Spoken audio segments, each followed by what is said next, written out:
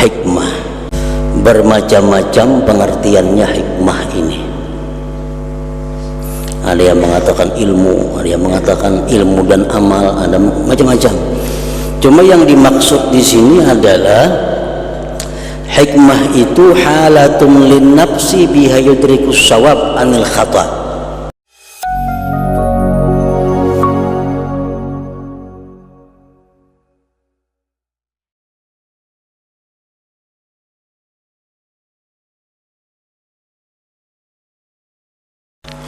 Rasulullah sallallahu alaihi wasallam menyatakan, man samata najah. Barang siapa yang berdiam, dia selamat. Diam dari apa? Diam dari berkata yang mudarat, diam daripada berkata yang membawa mudarat dan manfaat, diam daripada perkataan yang tidak ada mudarat, tidak ada manfaat. Man samata najah. Hadis beliau tadi diperjelas lagi dengan sabda beliau, man kana yu'minu billah wal yaumil akhir falyaqul khairan aw liyasmut. Ujar Nabi, siapa-siapa yang beriman dengan Allah dan dengan hari kiamat, hendaklah dia berkata yang baik. Perkataan yang baik itu perkataan yang membawa manfaat kepada kita. Auliyasmut, atau diam. Diam daripada tiga jenis perkataan yang lain daripada bermanfaat.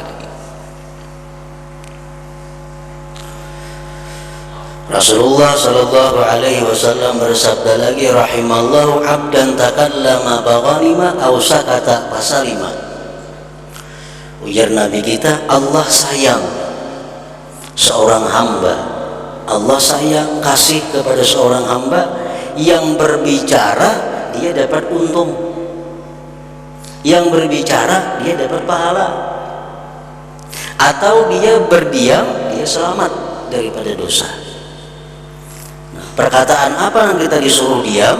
Tiga jenis tadi. Perkataan yang nyata mudarat, pernyataan yang belum tentu ada mudarat manfaatnya, pernyataan yang ada mengandung kemudaratan dan kemanfaatan. Nah, itu tiga jenis yang kita disuruh diam.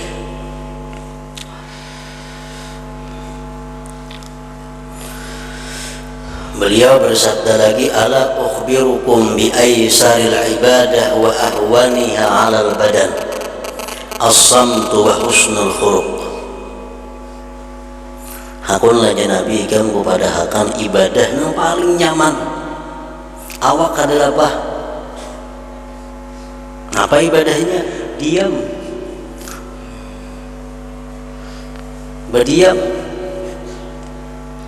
dapat pahala.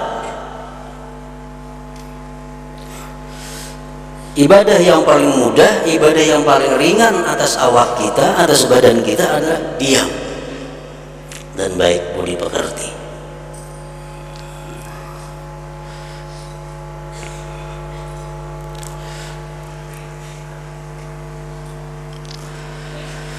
Nah, perintah-perintah atau anjuran-anjuran agama yang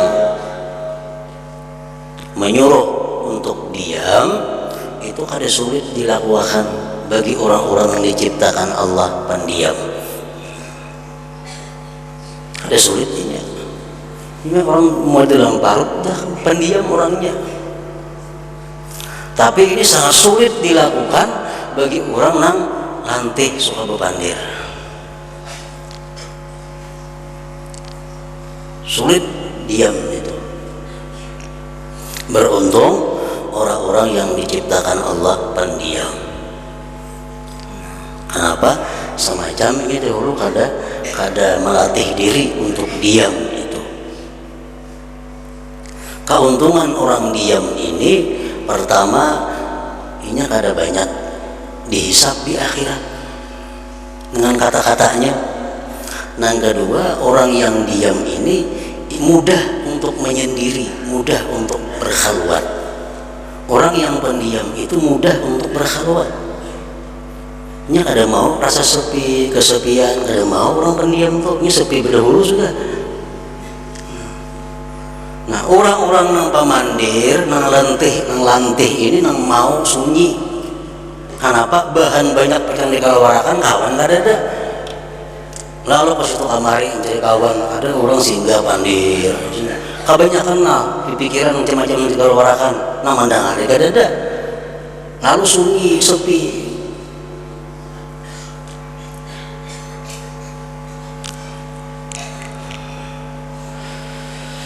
Imam Syafi'i memberikan nasihat, mintalah pertolongan atas perkataan dengan diam.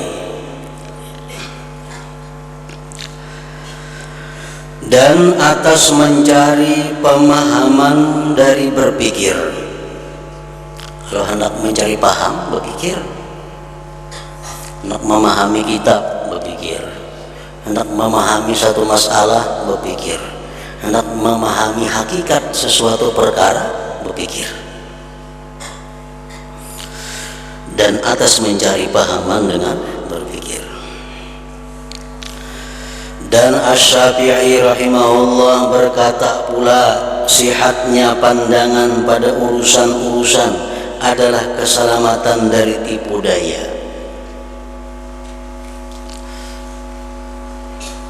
Kenapa kita tertipu? Karena pandangan kita kada sihat. Karena pikiran kita kada jernih. Baik tertipu urusan agama atau tertipu urusan dunia.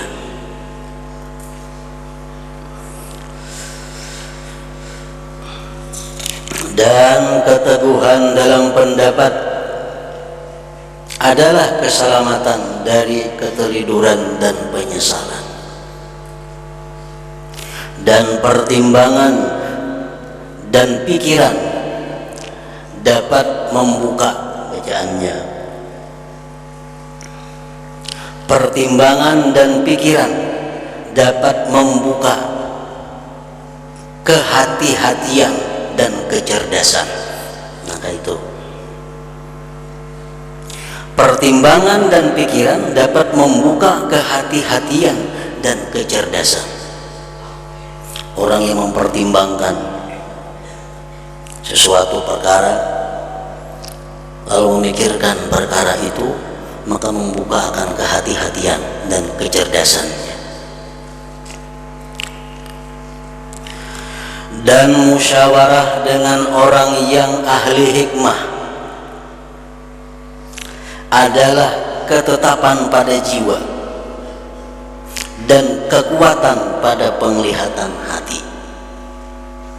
Dengan bermusyawarah, dengan bertukar pikiran, dengan minta pendapat, itu akan menguatkan jiwa dan menajamkan mata hati.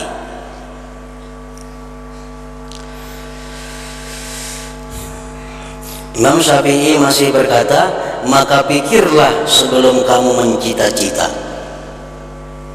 Sebelum berangan-angan berpikir solusinya.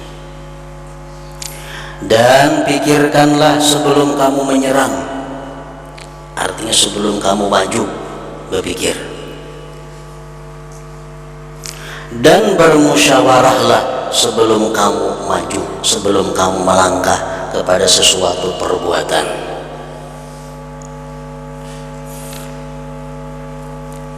Musyawarah artinya bertukar pikiran atau meminta pendapat. Rasulullah Shallallahu Alaihi Wasallam dan Al-Quran tegas disuruh oleh Allah, wasyawirhum bil amar. Musyawaratlah kamu hai Rasul kepada sahabat-sahabatmu dalam perkara. Beliau menyatakan, la yahlika mru'un ba'da masyurah, tidak binasa seseorang hamba sesudah dia bermusyawarah itu. Hadis lain mengatakan, masyaqiya qattu 'abdun bimasyuratin, tidak celaka seorang hamba itu selamanya dengan bermusyawarah. Manadima manistashar, tidak akan pernah menyesal orang yang bermusyawarah. asalkan orang yang minta pendapat memenuhi syarat-syaratnya, orang yang dimintai pendapat pun memenuhi syarat-syaratnya. Apa yang diputuskan pasti kada akan membawa penyesalan.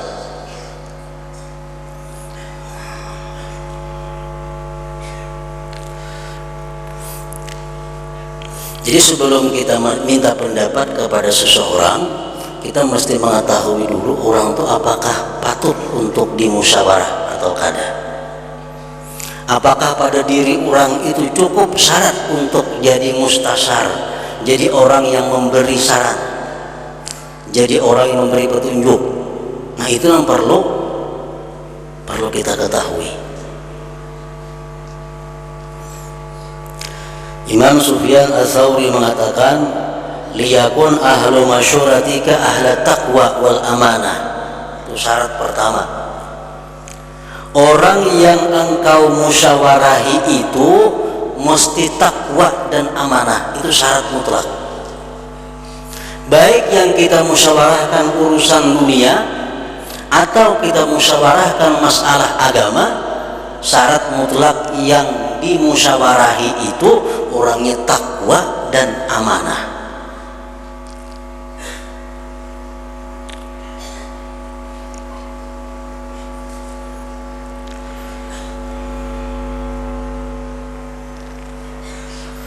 Nah, kemudian kalau kita musyawarat kepada orang tadi, orangnya sudah takwa sepengetahuan kita, orangnya amanah sepengetahuan kita, baik laki-laki, bini-bini sama, tidak ada masalah. Yang penting takwa dan amanah. Kemudian kalau kita ingin minta pendapat tentang masalah yang berhubungan dengan agama,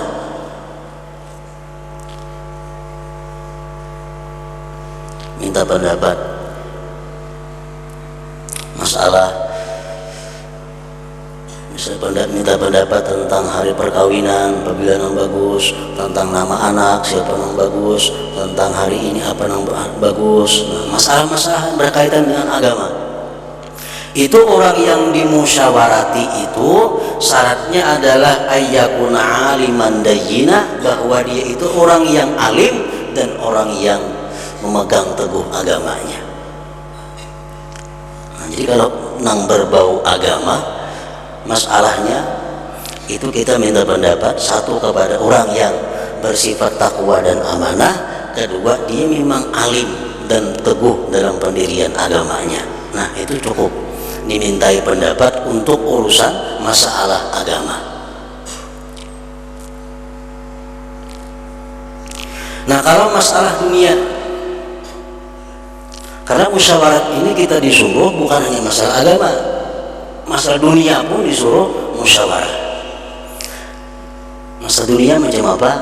Contohnya berdagang apa yang bagus, usaha, nah, itu masalah dunia.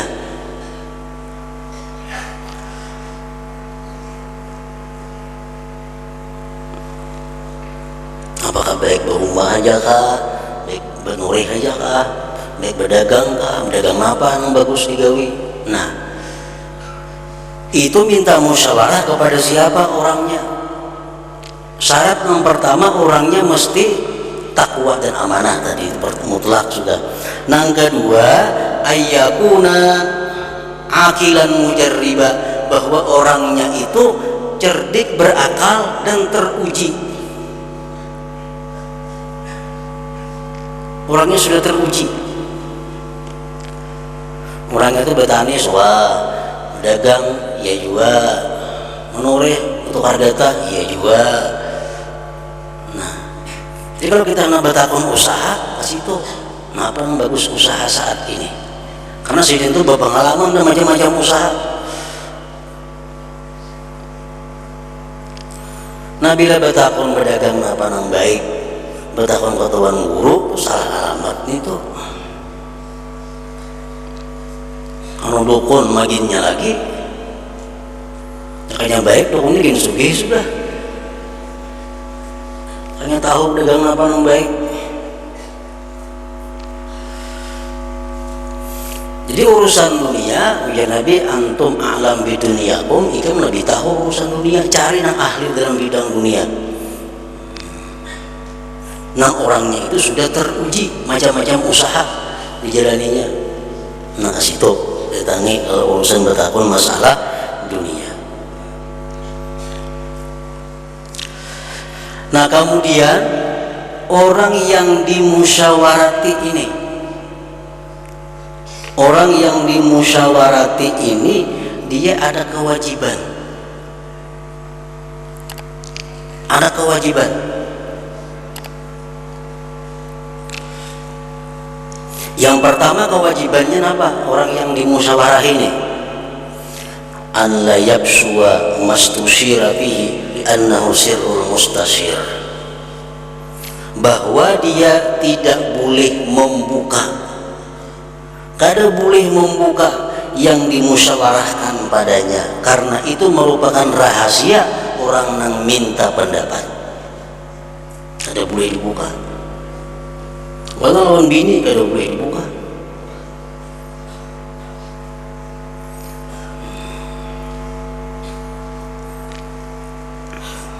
Si fulan datang minta pendapat kawan kita, ini hendak ini, jadi itu rahasia. Kayaknya bulik dikisahkan, jadi datang aku sekarang mau mencari bini, nah habis sealaman tahu orang. Ini melanggar kewajiban sebagai seorang yang dimusyawarahi. Dia mesti menyimpan rahasia itu, kada boleh membuka-buka. Yang kedua, ayun sihat, bahwa dia berkehendak baik. Orang yang dimusyawarati ini niat baik, hendak menolong, hendak menyamanakan, memudahkan orang meminta pendapat.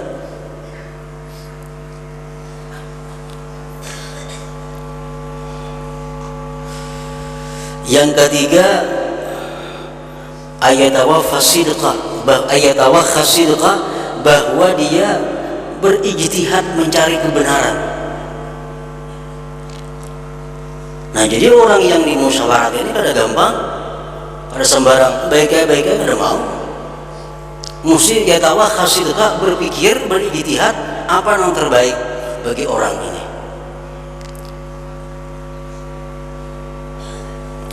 Yang keempat, ayyushira fil umur allati ya'rifuha aw yujarribuha, bahwa dia memberikan petunjuk kepada orang yang minta saran itu perkara yang dia ketahui atau yang dia sudah mengujinya.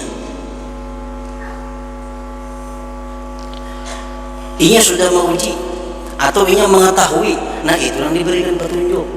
Sesuatu yang seorang belum jelas baik buruknya dan kada pernah mengujinya, itu kada boleh disarankan lawan orang yang minta saran, kada boleh. Seorang kada biasa berdagang kain umpamanya, kada biasa. Orang minta pendapat dua kita mau berdagang kain, nah kada kawan itu. Seorang kada biasa berdagang kain, itu harus yujarribuha. Nah yang kelima, ayyukhlisa lillahi ta'ala, bahwa dia itu ikhlas karena Allah memberikan saran itu. Atau kewajiban orang-orang yang minta pendapat, yang dimintai pendapat tadi. Pertama, merahasiakan orang yang minta pendapat tadi. Yang kedua, dia bujur-bujur bermaksud baik dengan sarannya. Yang ketiga, dia mengusahakan kebenaran. Yang keempat, dia memberikan saran yang sudah dia ketahui dan atau yang dia uji. Yang kelima, dia ikhlas.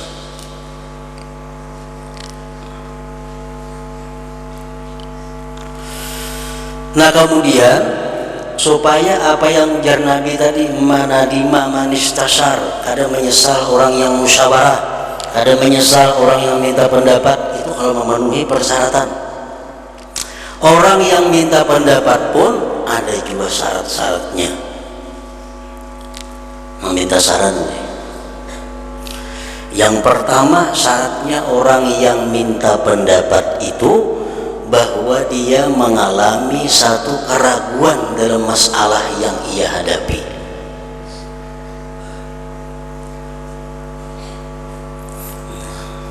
Ini ragu-ragu.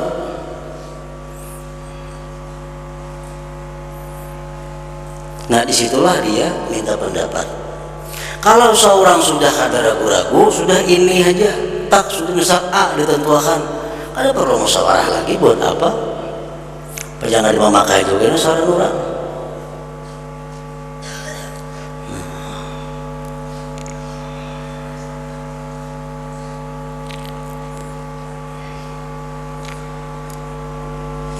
Mesti belum ada keputusan apakah hendak ke sini atau ke sana, karena kemana kada jelas, lalu minta pendapat. Nah,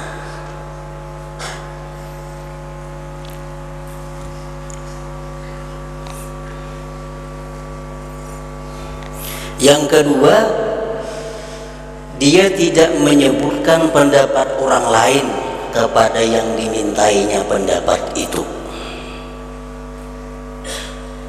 Minta pendapat gurulah, apabila baik kira-kira hari nikah guru hidup 10, tadi gue bertakun ke sana hidup 8 di baik, nah mana pendapat 2-3 macam kayak itu, mana nanti dituruti.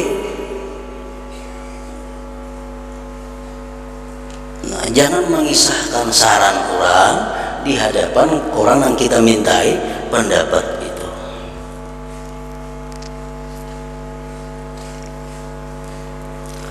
Nah, yang ketiga, syaratnya orang yang minta saran itu benar-benar ingin mendapatkan yang terbaik dari musyawarat itu, dari minta pendapat itu.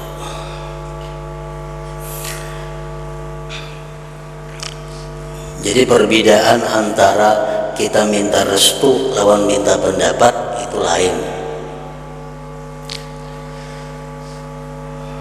Minta restu contohnya, ulun bisi anak lahir laki-laki, nah ulun ngarani inya Muhammad Nur umpamanya, jadi tolong doakan ini anak Muhammad Nur. Nah itu minta dukungan, minta doa anaknya ini Muhammad Nur. Bagus itu minta dukungan, minta doa. Ada minta pendapat itu, orang ada anak laki-laki ngarannya siapa, ulahkan. Nah itu minta pendapat ngarannya,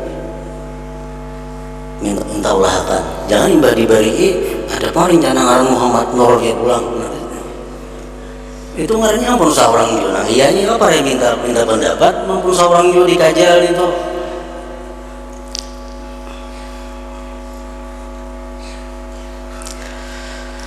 Nah jadi tadi belum ada kejelasan. Nah bila sudah musyawarat ini sempurna, musyawarat ini cukup syarat-syaratnya, apa yang dikatakan Nabi itu pasti benar. Mana dima manistasar, tidak akan menyesal orang yang bermusyawarat, orang yang minta pendapat itu.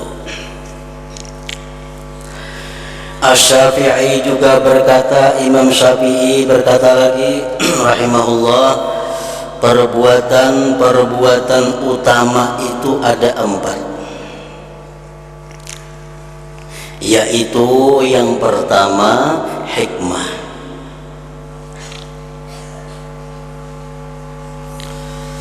Bermacam-macam pengertiannya hikmah ini. Ada yang mengatakan ilmu, ada yang mengatakan ilmu dan amal, ada macam-macam. Cuma yang dimaksud di sini adalah hikmah itu halatun lin nafsi biha yudrikus shawab anil khata. Pengertian hikmah di sini adalah satu keadaan di dalam diri kita yang dengannya itu kita bisa memperdapati yang benar dari yang salah. Sesuatu yang ada dalam diri kita yang dengan sesuatu itu kita bisa memperdapati ini yang bujur, ini yang salah. Nah itu hikmah. Tiangnya adalah pikiran. Artinya apa? Kalau hendak mendapatkan itu tafakur. Kalau hendak mengetahui mana yang bujur, mana yang salah, itu tiangnya adalah al-fikir, tafakur, berpikir. Bila kita ada berpikir, kita ada tahu nama yang bujur, nama yang salah.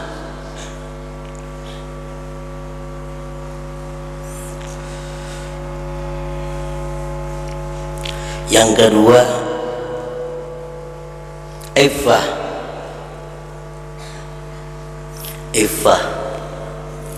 Iffah ini halatun lin nafsi biha yakufu nafsahu anil haram was su'al. Halatun lin nafsi biha yakufu nafsahu anil haram was su'al.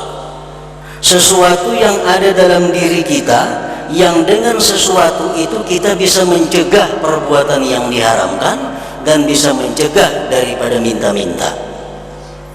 Itu iffah ngarannya.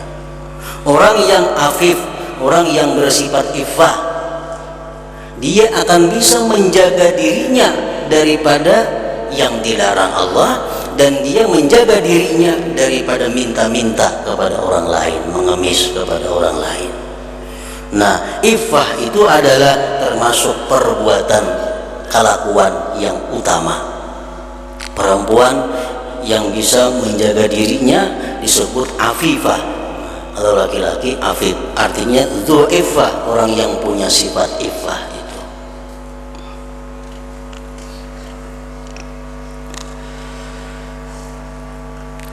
Tiangnya adalah pada nafsu syahwat, artinya pada meninggalkan nafsu syahwat.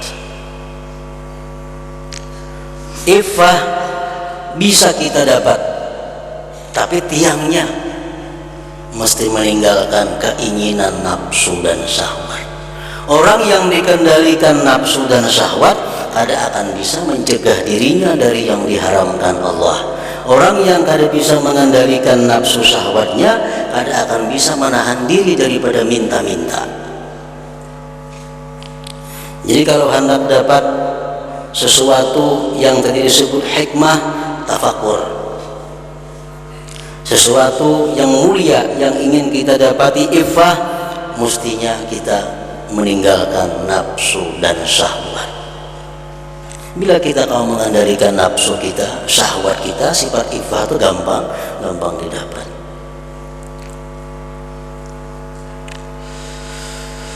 Yang ketiga, kekuatan, al-quwwah.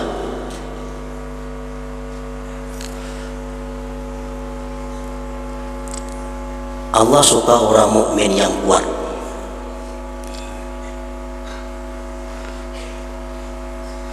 Tiangnya adalah pada kemarahan, maksudnya pada meninggalkan kemarahan. Bil ghadab ay fi tarkiha, jaga itu. Nah, fi tarkihi, pada meninggalkannya ghadab itu. Hendak mengetahui orang itu kuat atau kada kuat bisa dilihat waktu dia marah. Rasulullah SAW bersabda, laisa sadid bisura'ah wa innama syadid alladhi yamliku nafsahu indal ghadab. Ujar Nabi kita, orang yang kuat itu bukan orang yang bisa mengalahkan orang lain dalam bergulat. Orang kuat bukan orang selalu menang bergulat, main tinju atau apa. Tetapi orang itu dinamakan kuat, kata Rasulullah, orang yang bisa mengendalikan dirinya pada waktu marah.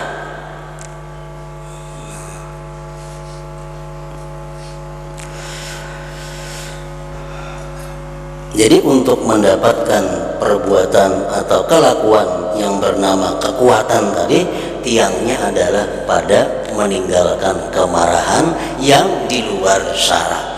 Nah, kemarahan yang di luar syariat.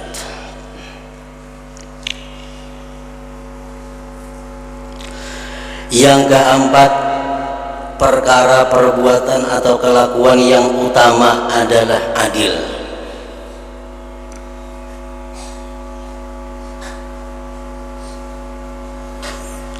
Tiangnya adalah pada kelurusan kekuatan diri.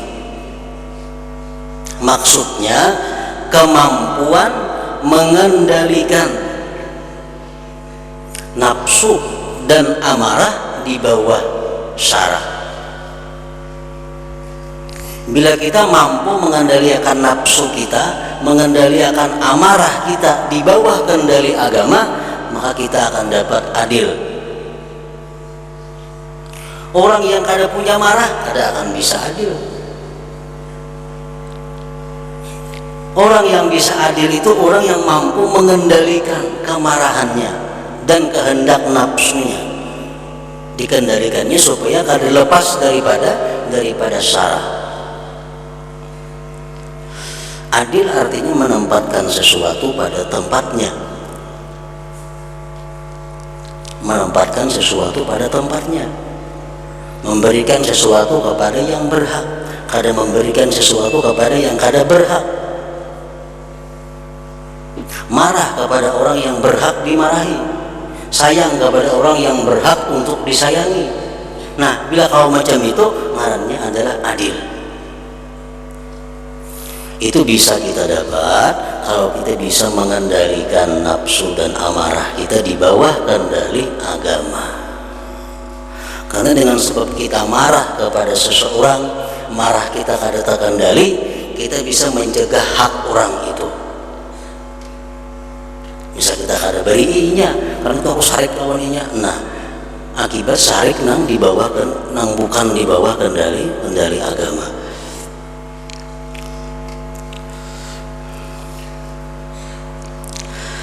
Maka inilah perkataan-perkataan para ulama tentang pikiran, tentang tafakur, dan tidak ada seorang dari mereka mulai atau masuk menyebutkan hakikatnya dan jalan-jalannya.